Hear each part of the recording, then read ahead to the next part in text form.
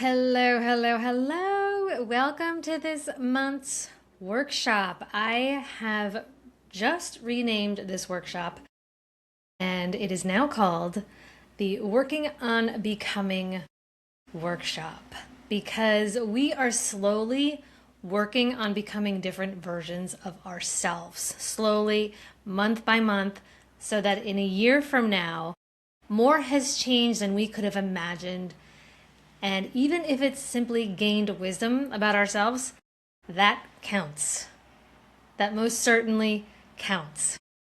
So, this workshop that I do the first week of every single month is for the woman out there who's feeling a little lost lately, whose life looks a little different than it did a couple of years ago.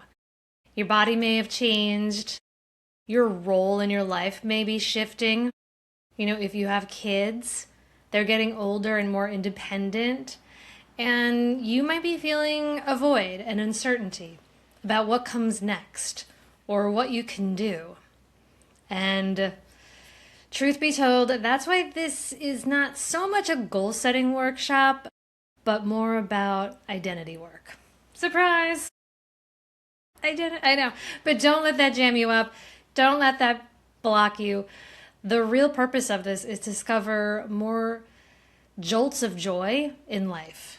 We're here to work on becoming that version of ourselves that do the little things that tug at our heart. And I just want to start off by saying, I am giving you and myself 100% permission to do this. I know that sounds silly, but sometimes we need to take a moment, recognize how we're feeling, and say, you know what? This is for me, and I am giving myself fully 100% permission to do this. So I'm saying that for myself as much as I'm saying it for you. Okay?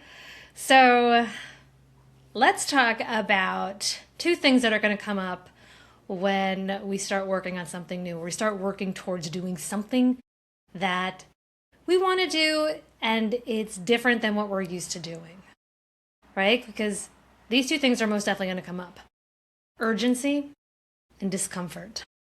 Yes, become familiar with these two because they're like these little bedfellow buddies. They are a united front, and I want to help you squash them before they squash your dreams, which maybe they have already. I don't know. But step one is to always release this sense of urgency that we have. It comes from fear, it comes from lack, and it will show up in things like, I should be doing this already. Why haven't I already started? It's too late. I'm running out of time. Why haven't I figured this out yet?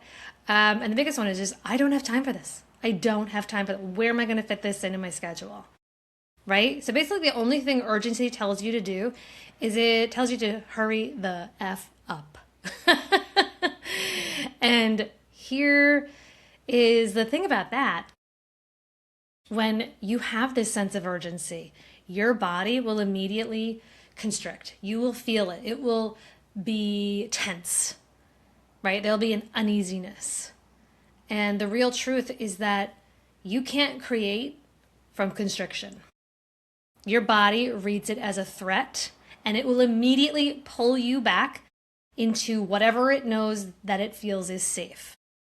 So think about things as simple as like doing the laundry. Like that's a safe bet that your body can count on and be like, oh, I know this. I know this may not be what I want to do, but I know this feeling. I don't feel threatened. I don't feel challenged. I don't feel constricted.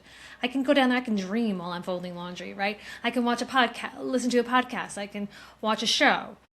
It's safe.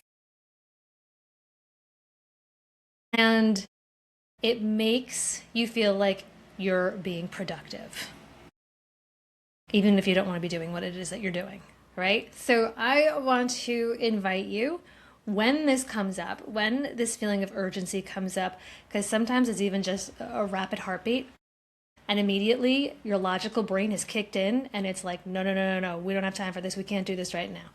I want you to just notice that voice and just say, thank you for being here, but I'm allowing myself to try this.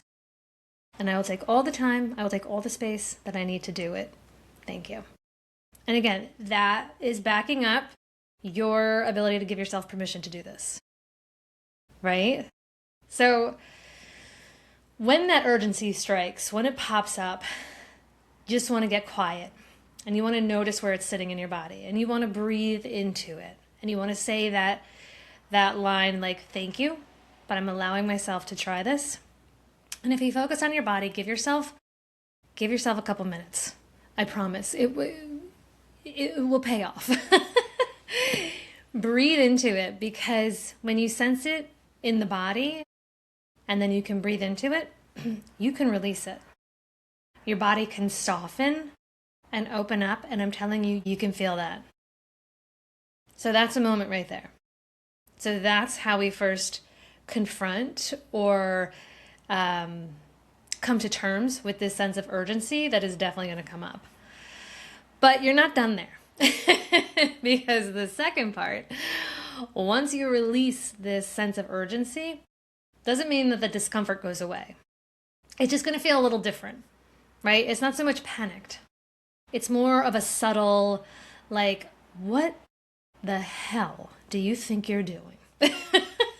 And it will come across in the most patronizing way, right? That it will stop you in your tracks. And you'll be like, okay, well, I don't feel that sense of urgency, but yeah, this just really feels uncomfortable.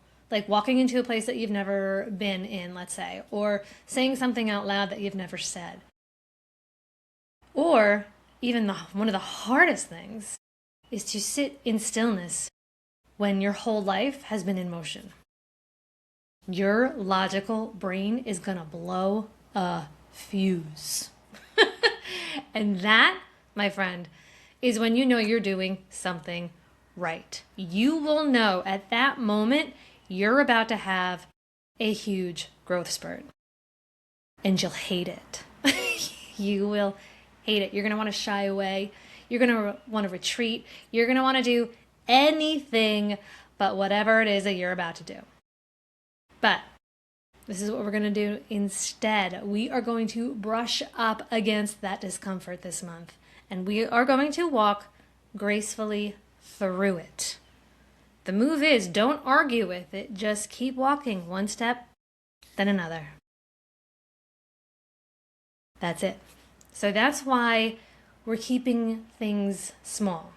So as to not fully trigger the logical brain into urgency while we minimize the level of discomfort, right? So we want to kind of tame both of those bedfellows. And we're keeping it to one small thing. Small enough that urgency doesn't take over, but real enough that you'll feel that brushing up against it, but still be able to follow through. That's how we start training the brain for change. So those are the two things you're going to come up against. I want you to recognize them. I want you to understand that you have tools, that you can work through them, and that you can get through this as gracefully as possible. You can get through this with grace and patience and ease. I promise. I promise. Okay, so now on to the fun part. The actual, what am I going to do this month? What have I been wanting to do that I've been putting off, right? So things, just to throw out a few ideas, you can meditate once a week for 10 minutes. I said once a week. I didn't even say every day, right? Let's take the pressure of doing something every single day off and say, okay, I can meditate for 10 minutes every week, but you have to put it in your calendar and you can't miss it. That's the payoff, right? You don't have to do it every day, but maybe you do it for 10 minutes, right? Something easy, low pressure. That's what I'm saying, small, just so we're not triggering urgency and we are hitting discomfort a little bit, but we're able to work through it, right? Or if you want something a little bit more intense, start morning pages. It's 3 pages of stream of conscious writing first thing in the morning or whenever during the day. I do it, and I don't necessarily do it first thing in the morning, but I do it when I get to it. And I have to say, it is life altering. For real. So that could be something that you want to integrate into your day. You could lie down on a hammock or in a lounge chair in your backyard. This one is kind of my favorite. And sit for 10 minutes and do that at least 5 times this month. That's doable. Sitting in my backyard doing nothing for 10 minutes 5 times in a month. Interesting, right? You could come up with 10 titles for a book that's in you, that you want to write, that you've been mulling around with for the last, I don't know, 5, 6, 7 years. Write down 10 possible titles. Just because. You don't know what you're going to trigger. You don't know what you're going to kick up when you do something like that. And here's a good one. Make a coffee date with someone that you haven't seen in a year. See, you see what I'm saying? Like, these aren't big, life-altering things. They're small things, but the idea is to brush up against discomfort and walk gracefully through it. Not shy away, not retreat, but to meet it and walk through with it. All right, so I'm going to give you some journal prompts in an attempt to, in case you're struggling with coming up with certain things, or maybe you know right away and you're like, oh my gosh, I'm going to do this one thing that I've been putting off. Go for it. But if you're struggling a little bit, I have 3 journal prompts. One is, what's one thing I've been saying I'd like to do and I keep pushing it off? I'm sure we can all come up with like 5 to 10 things. Okay, the next one is, what outcome am I expecting? Is that true or is that fear talking? Because a lot of the times we're like, oh, what's the point of even doing that? Like, it's not going to amount to anything, right? Well, is that true? Is that true? Or is that your logical brain being like, we don't have time for this. Don't even bother. Interesting. And the last one is, what's the best thing that could happen? I love that one. Open up your mind to the possibilities of like, what wonderful thing can come of this, as opposed to like, how terrible is this going to feel if I have to do this? So now what I would love for you to do is to head on over to the accountability thread that I have set up on my Substack. I'll place these journal prompts in there and I want you to answer them over there. I want you to share them so they don't stay visible only to you, but you put a little oomph behind them by sending them out into the world, right?